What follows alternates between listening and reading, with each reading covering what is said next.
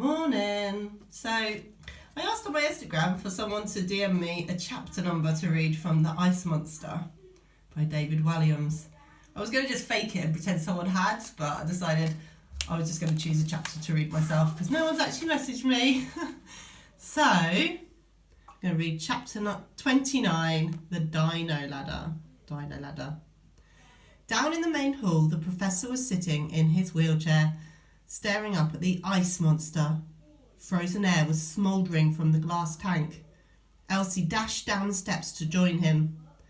"The ice! It's melting!" she exclaimed. "Yes, child. I turned off the cooling system," replied the professor. "Otherwise we would never get the end of that copper wire into the creature's heart." "But what if we bring it back to life and it immediately drowns in the water?" "I've thought of that, young lady. That's what this is for."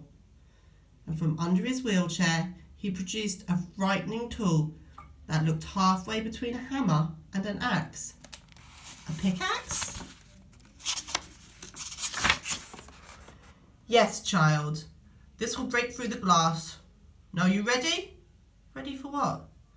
"To dive into the tank, of course." "Me?" "Yes, you. I can't swim. What if I drown?" The professor thought for a moment. "Then, urchin, you will be immortalised." "Immortalised?" "Yes, immortalised as a short footnote in the story of how I, the great professor, brought the ice monster back to life. Now climb to the top of the tank." Elsie looked around the hall. "Have you got a ladder, Professor?" she asked. The man's expression darkened. "Oops," he replied. "I forgot that." "Not so great after all, are you?" mused the girl. The professor gripped the pickaxe tightly.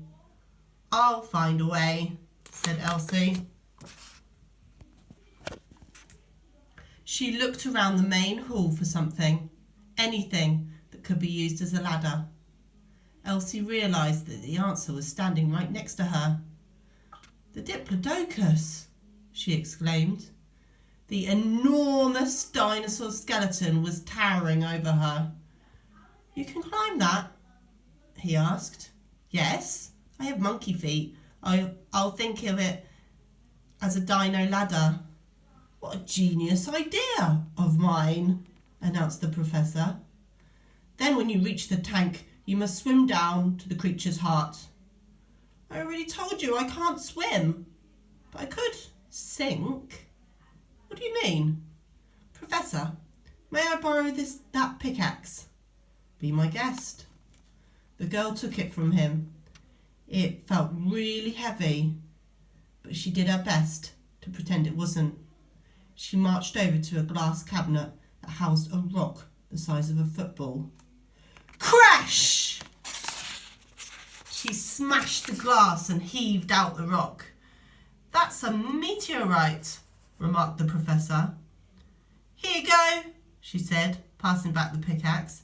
"This meteorite will make me sink." "What a splendid idea of mine," he mused. Elsie placed the end of the copper wire back in her mouth and picked up the rock. Slowly but surely, I was just thinking of how big this dinosaur was, that's why I said the wrong word. Picked up the rock. Slowly but surely, her monkey feet began stepping along the bones of the tail. As if climbing a dinosaur skeleton holding a meteorite weren't hard enough already. It was dark in the museum. The only light was the occasional flash of the lightning outside the snow-crusted windows. "Quickly," ordered the professor. "We're going to lose the lightning." "I'm going as fast as I can," snapped the girl. The bones themselves were smooth, which meant it was very easy to slip on them. Elsie took it slowly, letting her toes grip as tightly as they could. In a short while, she'd reached the skeleton's back. This being a much wider part, she managed to speed up.